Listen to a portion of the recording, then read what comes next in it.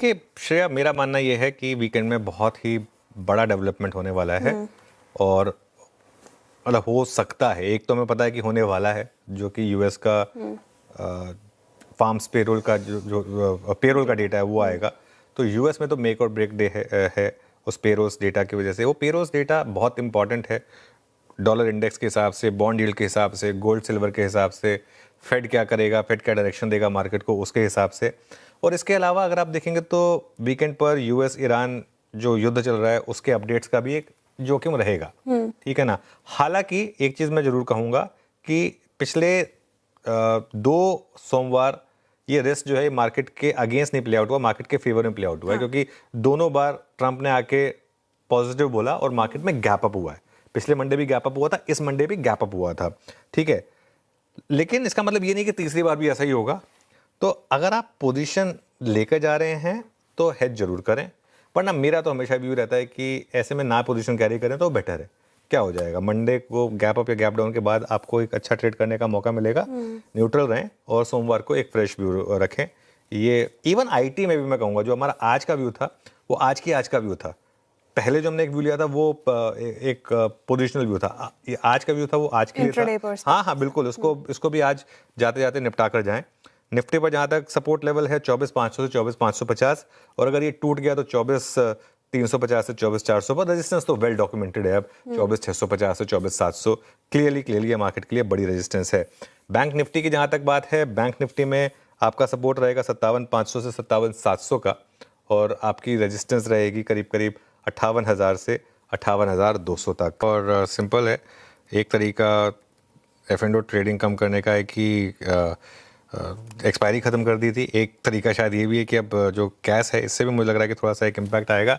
और देखिए एक चीज़ बताऊँ ना, ये थोड़ा सा सही भी है कि थोड़ा सा लोग ज़्यादा इन्वेस्टिंग की तरफ अगर फोकस करें तो उस पर बस एक चीज़ मैं ऐड करूँगा, ये जो BSE वर्सेस NSE की जो बात हो रही थी, इसमें सिर्फ ऑप्शन के प्रीमियम के टर्नओवर के मार्केट शेयर को ना देखें, क्योंकि ये तो देखिए ये तो लॉजिकल था। BSE पिछले साल तक ऑलमोस्ट जीरो के करीब था, उसके बाद धीरे धीरे उनकी एक्टिविटी पिकअप होनी शुरू हुई थी।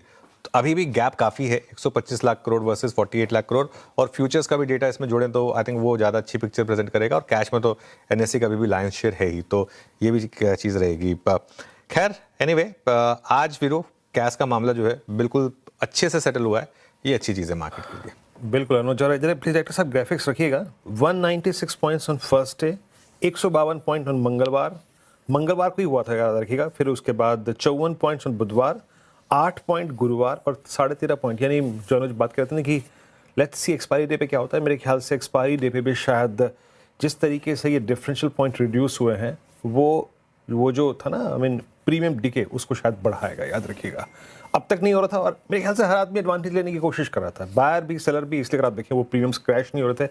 मेरे ख्याल से इस प्रकार से ये डिफरेंशियल सेटल हुए हैं, वो चीज़ देखने को मिलेगी ग्रेजुअली। क्या कहते हैं आप सौमिल, वो जो फैक्टर था जो जो जो जो प्रीमियम क्रैक नहीं हो रहे थे, क्योंकि पहले दिन का डिफरेंशियल कितना बड़ा था, आपको लगता है जिस प्रकार के अब एडजस्टेड क्लोज आए हैं पिछले 2 दिन में, अब वो प्रीमियम डीके देखने को मिलेगा मंगलवार को? एब्सोल्युटली, अभी लास्ट 2 दिन में जो गैप्स कम हुए हैं, मुझे लगता है कि अब थोड़ा सा कॉन्फिडेंस आ रहा है। और पार्टिसिपेंट्स जैसे-जैसे थोड़ा बढ़ेंगे, कॉन्फिडेंस बढ़ते हुए मुझे लगता है कि गैप और भी कम होते जाएगा। लेकिन नाउ थोड़ा सा सेटल लग रहा है, थोड़ा सा बेटर लग रहा है। I would say wait another 1 week and we will be able to और थोड़ा बेटर कॉन्फिडेंस हमें आ जाएगा and we will be fine.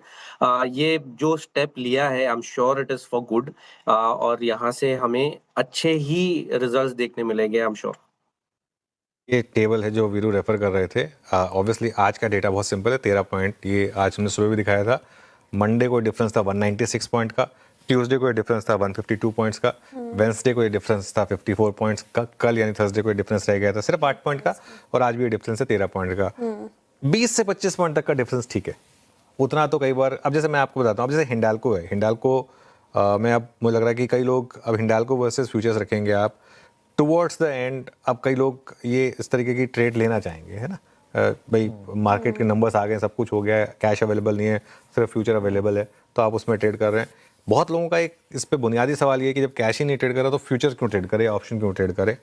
I think इस पर भी डिबेट हो सकती है, लेकिन वो किसी और दिन के लिए। लेकिन अभी के लिए तो जो चीज़ की एक अच्छी चीज़ ये है कि कम से कम अब वो जो पहले 2 दिन हमने एकदम कंप्लीट इधर उधर के मूव्स देखे थे वो तो नहीं हुए, लेकिन असली टेस्ट फिर मंगलवार को होगा क्योंकि उस दिन एक्सपायरी है जो कल से।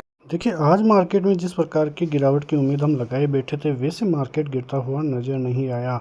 हम अनुमान ये लगा के चल रहे थे कि मार्केट में ओपनिंग होगी, ओपनिंग के साथ थोड़ा ऊपर जाएगा और करीब 650-700 के लगभग जाके फिर जो गिरावट होगी वो गिरावट काफ़ी मायने रखेगी और वो गिरावट होते हुए बाज़ार में 24,500 के नीचे भी बाज़ार जाता हुआ नजर आए। ऐसा मान के हम चल रहे थे, लेकिन बाजार में जहां ओपनिंग हुई, करीब ओपनिंग आज गैप डाउन के साथ हुई करीब 24,550 के लगभग और उसके बाद में रिकवरी होता हुआ बाजार 600 के लगभग गया और वहीं से फिर से गिरावट देखने को मिली।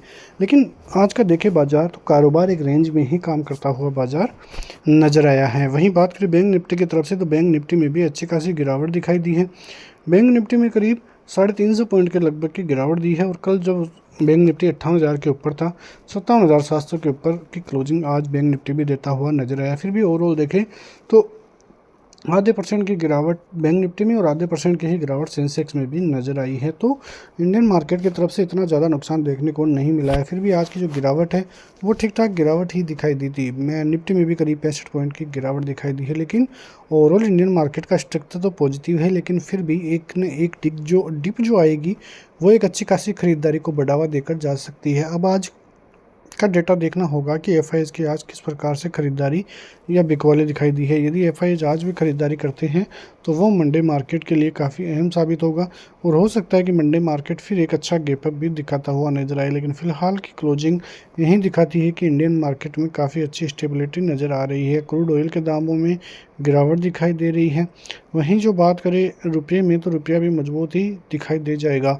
तो चीज़ें इंडियन मार्केट के लिए बेहतर हो रही है, लेकिन कहीं ना कहीं इतनी 1000 से 1100 पॉइंट की रैली आई है उसमें यदि एक 300-400 पॉइंट का निफ्टी में एक डिप देखने को मिले तो वहाँ से जो रिवर्सल आएगा वो रिवर्सल ही बताएगा कि इंडियन मार्केट किस दिशा में जाता हुआ नज़र आएगा। और जो अब की बार मार्केट जाएगा वो छोटा मोटा नहीं होगा, वहाँ पे एक बड़ी तेज़ी जो बाजार को 28,000, 30,000, 32,000 के लेवलों पर भी लेकर जा सकती है। वही बात करें बैंक निफ्टी की तरफ से तो बैंक निफ्टी फ़िलहाल तो 57,500, 700 के ऊपर है, लेकिन 58,000, 58,500 का लेवल क्रॉस होता है तो आपको फिर 62,000, 65,000 और 70,000 के लेवल आने वाले दिनों में दिखाई दे जाएंगे। तो मार्केट की जो अब की बार रैली होगी वो रैली छोटी मोटी रैली होने वाली नहीं है, वो रैली काफ़ी बड़ी होगी जहां से इंडियन मार्केट को नया बेस मिलेगा और बड़ी रैली की संभावनाएं फिर इंडियन मार्केट की तरफ से भी लेकर हम चल सकते हैं। तो इंडियन मार्केट में काफ़ी अच्छी चीज़ें जो है वो दिखाई दे रही है। फिलहाल संकेत नेगेटिविटी का एक यही है कि जो ग्लोबली संकेत है वो नेगेटिव है। कहीं ना कहीं जो ट्रंप की धमकियां हैं वो काम करते हुए नज़र नहीं आ रही है। अब यदि समझौता होता है तो वो इंडियन मार्केट के लिए पॉजिटिव होगा, वरना इंडियन मार्केट की तरफ से कहीं ना कहीं छोटी मोटी चिंता का विषय तो दिखाई ही दे रहा है। मिलते हैं नेक्स्ट वीडियो में, तब तक के लिए जय हिंद।